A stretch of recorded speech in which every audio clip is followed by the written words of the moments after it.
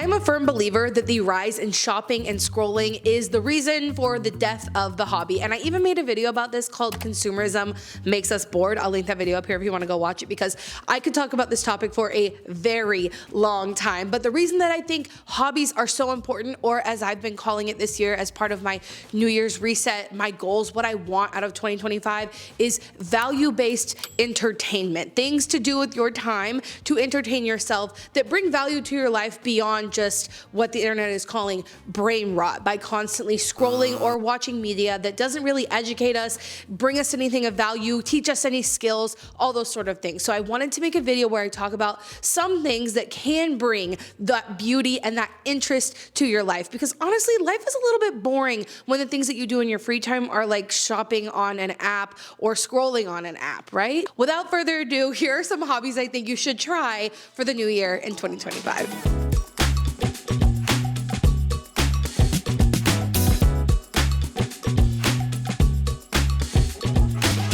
By no means an exhaustive list, and these are just a lot of things that I have personally tried, but there are even cooler things when you get into each of these that can become like very specific and niche that makes them even cooler. So I separated them out into a few categories. First being big brain stuff. I have to start off with one of the most accessible hobbies, and that is reading. This is because libraries exist where you can get books for free. This is because you can do this just about any time and anywhere, and it's so good for us, okay? Because when I was younger, I wasn't really modeled what life looks like doing this. I was opposed to reading for a long time, but I have made the conscious decision that like it's good for me. So I have to learn to like it. And reading is an incredible thing for obviously expanding our perspectives on the world, learning new things, also just escaping reality. There are plenty of ways to do that via reading. So we had to put that in here as one of the first big brain hobbies to try. Big brain thing number 2 is learning a new language. This is something that will only continue to become more and more important and a really incredible skill to have. I live in Texas. I took 4 years of Spanish. I'm not great at it. I could be better. But what an incredible skill to learn. What an incredible way to keep your mind working. A great way to spend your time that will add significant value to your life and to your community around you. Interpreter and translators are always needed in nonprofit and organizations, so really great skill to build. Big brain thing number 3 is learning to play an instrument. I always said that if I had kids, I would 100% put them in piano lessons, because studies have shown people who learn to play the piano have much higher IQ scores, although there's probably an element of privilege in that, now that I'm thinking about it. Correlation doesn't always equal causation, but I do know that there are a lot of benefits to learning to play an instrument. And I was reading a book the other day that was talking about how music was such a bigger form of entertainment before people had TVs in their home, and not just like playing music that existed on sheet music, but coming up with your own music. So yeah. Big brain thing to do with your time. Big brain thing number 4 is birding. And the reason I put this under the big brain category is because it takes significant skill to be able to identify a bird, either by what it looks like, by where it is, by what it sounds like. It's an incredible skill to learn, but it's also great for your brain, and not just in the way of keeping it functioning at a high level. Birding is such a calming, meditative almost activity, because you have to be quiet. You have to be still a lot of the times. You have to really focus in on things. I read a book about this too, can you tell? And like, who doesn't love the cool old lady who knows the name of like all the birds in her neighborhood? That is my aspiration in life. Let me tell you a hot take. This is a hot take.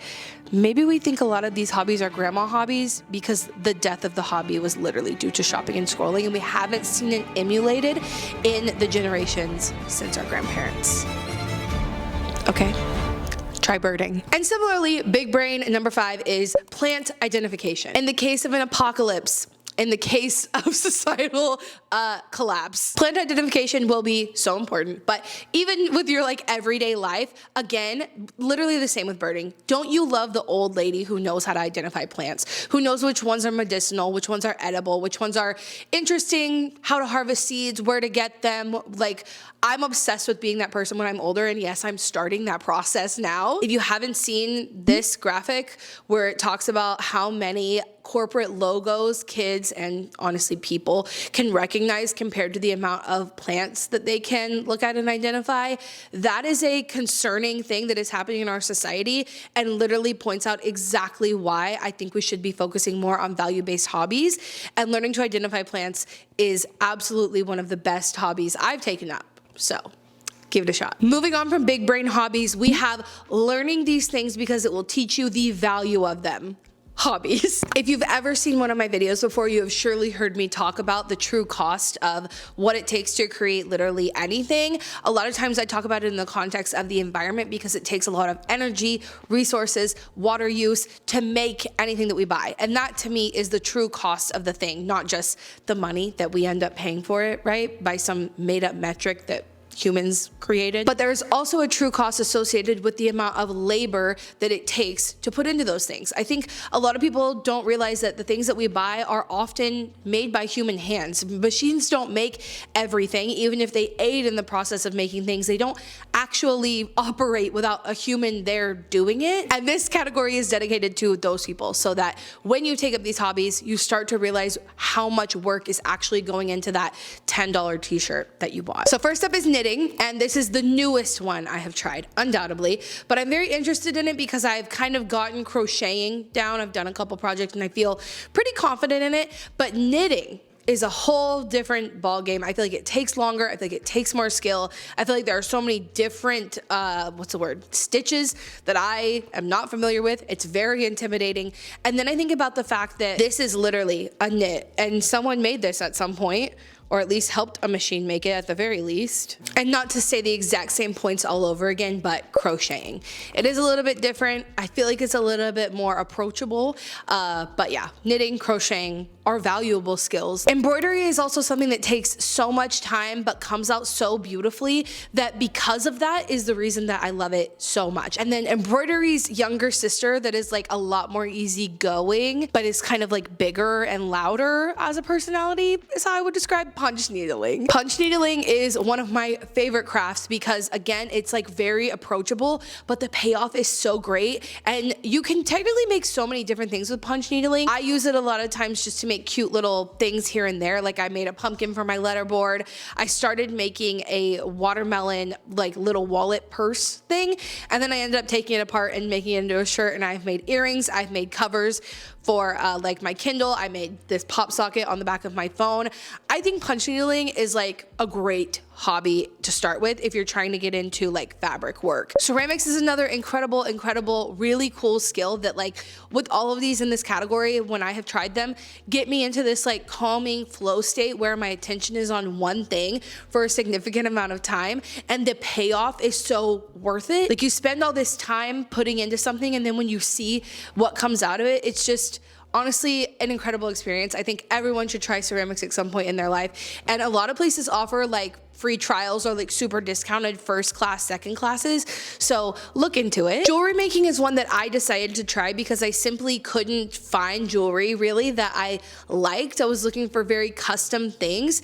And if I found anything that was remotely close to what I wanted, it was way out of my budget. I think that happens to me a lot because I like things that take a lot of detail work and then that makes them expensive.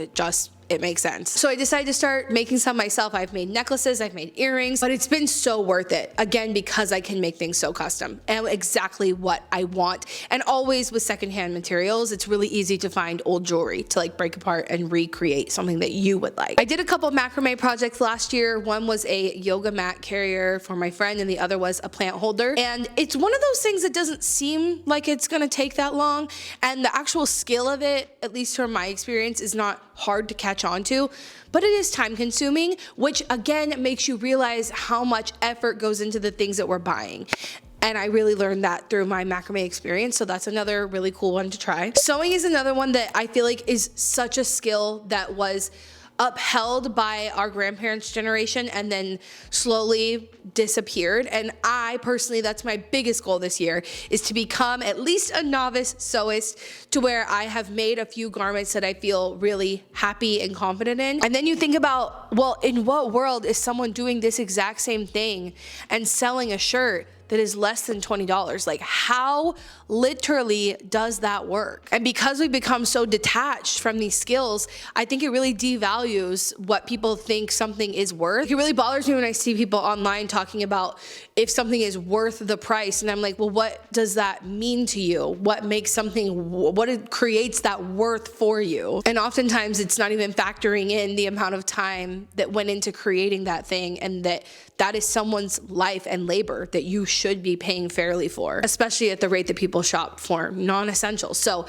I digress. That is my biggest goal this year. Everything that I use will be secondhand or upcycled. I've heard a lot of people tell me that I think that like learning to sew my own clothes will save me money, and it won't. And I understand that there are expenses associated with it, but like a lot of the fabric I get, like I was at my secondhand craft store the other day and got multiple yards of this fabric that I want to use for 50 cents. I found a sewing machine on Facebook Marketplace. Like, I plan to do it in a very affordable way, which we will have a whole section at the end of this video about how to make hobbies more sustainable, because I get that question a lot. So stay tuned for that. And then there are a few others, like making soap. That is, again, a skill that is so valuable. Candles are a really good one. And restoring things or learning to fix things on your own is like this category. But specifically when I talk about restoring, it's like getting really old things that are no longer working and then figuring out how to fix them. I think that's an incredible skill to have. And my partner has said that she's going to focus on that this year, learning how to fix things for ourselves so that we can save money, and to bring back the awareness and the value that it takes to, you know, fix things, restore things, learn how things work. We're just so disconnected from that now. And I would like to know, like, if my sewing machine breaks, that like we can sit down and figure it out. My KitchenAid actually broke. I let my sister use it on Thanksgiving, and then when I went to make muffins with it a week later, it was not spinning. And I think that's what started the journey for Madison, my partner, to learn how to fix things, because we didn't want to have to pay someone to fix it. She needs to know if it works. Still a WIP. Work in progress. Work in progress. She's gonna try to do it herself, and that's my birthday gift this year. And I'm really excited about it. And that's a really valuable skill that we should keep going. And it is a hobby. It's a way to spend your time that brings value to your life that isn't shopping or scrolling. Next section is volunteering, and that is something I could not only make a whole video about, but honestly could make a whole seminar about how important it is to volunteer, and how we have seen such rapid declines in rates of people who are volunteering. If you think about your circle of friends, how many of them volunteer on like a monthly or even bi-monthly basis? In my experience, it's very, very low, and I so desperately want to figure out how to make volunteering sexy again, because these organizations need us, our communities need us, and I just want to make it sexy. So I just wanted to round up a few things that I have done that I feel like are really approachable. So in 2024, I became a certified master naturalist. Shout out the Capital Area Master Naturalist chapter. Through that experience, I learned that the Master Naturalist associations, like the different chapters, they all have their own calendars where people can go and volunteer. And basically what they're doing is rounding up activities from all of their partners to provide to their Master Naturalists, because we have to volunteer 40 hours a year to keep our certification. So they're always rounding up opportunities, but it's not just for us. Anyone who lives in this area can go to that calendar, find those volunteer opportunities, and go do them.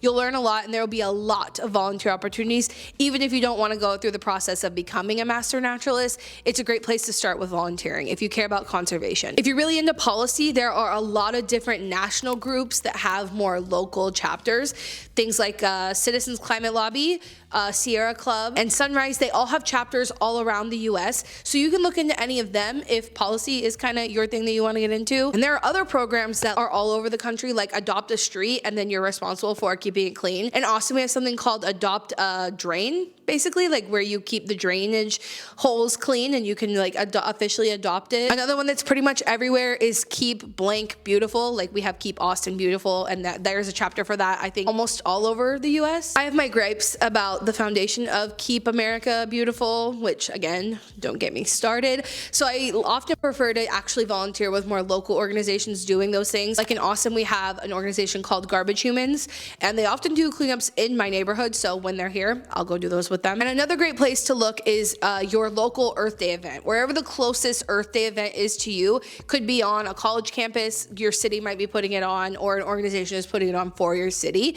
Whoever that is, ask them if they need volunteers. And then also whatever other organizations they're bringing together, that's the best place I have found to find organizations to go and connect with, is at your local Earth Day event. And if all else fails, honestly, you can start something yourself. If there's not someone already doing the work that is something that you want to be doing, start it yourself. Especially if you think you are someone who can connect people who are not already involved and get them involved.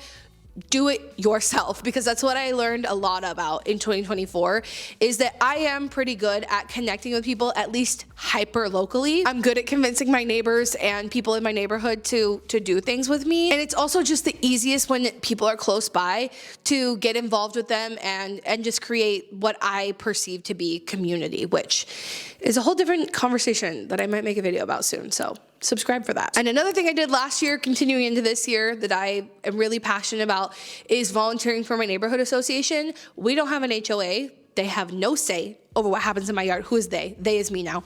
It's not like an HOA, anything like that. It's basically whatever the board wants to make it. It's an infrastructure in the neighborhood where people know it exists and people know where to come when issues are happening, if they have questions or whatever it is. I was just volunteering for the neighborhood as a contact member between city council and our neighborhood. I also volunteered to deliver the newsletters up until the entire board flipped last year and I became president. But one of the things I did when that happened, and I definitely could have done this just being a community member, but I didn't really feel like the space was open and welcome to it, so didn't create this group until I became president. But now we have this group in our neighborhood called the Walk, Talk, and Tidy group, which is literally just once a month. We meet up at the front of the neighborhood for 2 hours. We walk, we talk, and we pick up trash around the neighborhood. And I didn't have to wait for somebody else to create it. And I also am not taking away like people from volunteering with other organizations that already existed and were already doing the work, because what I am doing is getting the people in my neighborhood who are not involved in those things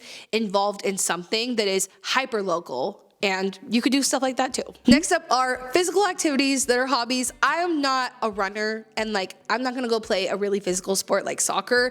My partner does that stuff. These are very approachable physical things that you could do that I do on at least a bi-weekly basis. First up is pickleball or racket sports. Studies find that these racket sports are the sport that help people live the longest. Racket sports are one of the things I've incorporated into my routine specifically because of the study that says it is the sport that helps you live the longest. Yoga is another really good one. Again, studies behind yoga are unmatched in keeping flexibility and keeping those like stabilizer muscles good as you get older. So undoubtedly yoga is a practice I do every week. But the most free hobby that there is walking and hiking, and it's also really great for your mental health and just your physical health too. I think like we often think that we have to go to the gym and like lift really heavy weights to be healthy, and that is part of it, but really like the most simple thing and something that's like really worth your time to do if you want a way to spend your time that is good for your brain and good for your health, just go walk. And the next two are really nerdy, but they are things again that I do very often, and that is Pokemon Go, because in order to get to the stops on the map, you have to walk to them. In order to get to a lot of the battles, you gotta walk and go be there for the battle. When I started it, I didn't realize it was also a physical activity, but over time, I realized it absolutely is. And geocaching, because it's kind of literally like Pokemon, but in real life, you have to go to a place on the map and try to find the box that is the geocache.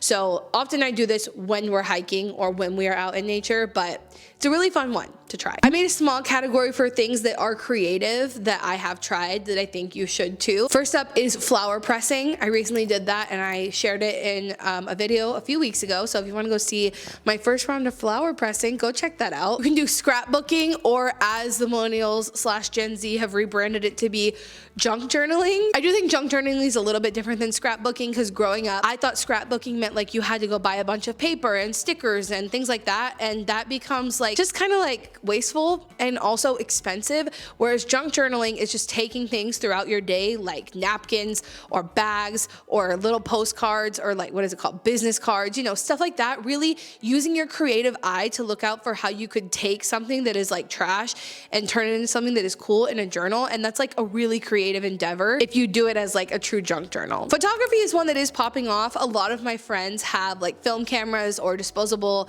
like Polaroid cameras, those sort of things. And that is a really incredible, again, creative way to take photos that are more conscious, I guess is the word, you're not gonna take 15 of those photos. So you have to be more conscious about like what the setup looks like, what the focus is, like who's in it, who's not, what's the lighting, you know? It's a little more conscious, and I think that's kind of cute. And paper mache. Paper mache is something I want to try this year. It seems a little bit more complicated. The materials seem a little bit less accessible, but you can make a lot of cool stuff with it. So I had to throw it in here. I made a section called noms, even though it's kind of short and definitely could have fit into the like learning the value of things section. I feel like there are some skills that we can absolutely be doing at home that our grandmas did at home that we should do, which include kombucha, pickling, which I did last year, and it was really fun to host a pickling party. You should try that. As well as foraging, which kind of goes with plant identification, but you could be identifying plants and never foraging for them. So it's a little bit different. All things I have tried and would highly recommend. So I get asked a lot about how to make hobbies more sustainable, and I fully understand why, because a lot of these can come with waste, or you can end up buying a lot of stuff for a hobby that you actually end up being like, I don't really need that, don't really want to keep doing this. I totally understand, but I think maybe the first question you should ask is, what is the hobby I should take on that is sustainable? Or how can I start this hobby without buying a bunch of stuff? Maybe I can ask a friend or a family member or a community member, someone where I live in like a Facebook group or something, if you can borrow something before you invest in all of those things. So that's the first question I would ask. The second thing I would also say about hobbies is like, I kind of think the act of having a hobby in and of itself is sustainable, kind of regardless of what it is, especially if you're doing it as a conscious effort to take a stance against the dominant culture, which again is shopping and scrolling and this brain rot attitude, and this attitude that like hobbies are only cool if you're doing it for a profit, or this idea that like we should be working our lives away. I think like the act of having a hobby is kind of resistance to that culture that in and of itself is what breeds an unsustainable society. So definitely start a hobby with that question, but also then use what you have, like start with what you have. With any of these hobbies, you can probably get started and do a small project with things that you have. You can definitely, like I said, ask in groups to borrow, rent, or share gear.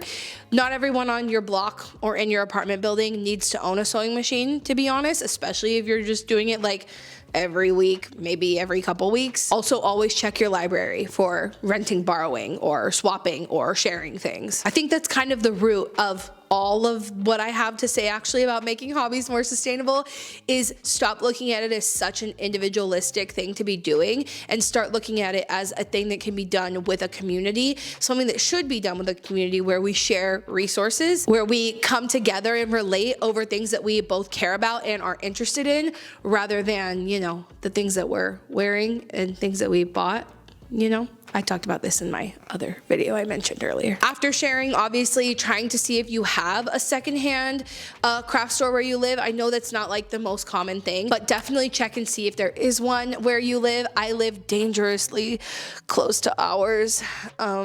But I love that place so much. And also upcycling things that you have. For a lot of these hobbies, I mean, especially sewing, because that's kind of like at the forefront of my mind right now, is using what you already have, repurposing, upcycling materials, prioritizing that in any of the things that you'll be doing is a way to make it more sustainable. And staying local in terms of like where you're buying things is also a way to make it more sustainable. Instead of supporting like large conglomerates or like buying your craft supplies on Amazon, supporting local stores is another way, in my opinion, to make it more sustainable. And I think just in general, put off buying materials for something until you're sure it's something you want to do. Don't go out and buy everything that you need to make this hobby happen for you until you've done a little bit of investigation to make sure it's something that you do plan on doing long term. I think that's when we really get into the conversation of something being, you know, wasteful. Just add a little bit more consciousness into the decisions you're making, I think is really all it comes down to. Well, this was definitely a longer one. I hope you learned something or maybe got some inspiration on things to do in 2025 to spend your time doing something that is more value-based than shopping, scrolling, being detrimental to our planet and everybody who lives on it, so that we can stop seeing a bunch of natural disasters that are ruining the environment and our livelihoods? Question mark? Let me know which one of these you'll be trying in the comments. And remember, until next time, you cannot do all the good that the world needs, but the world needs all the good that you can do. Bye, guys.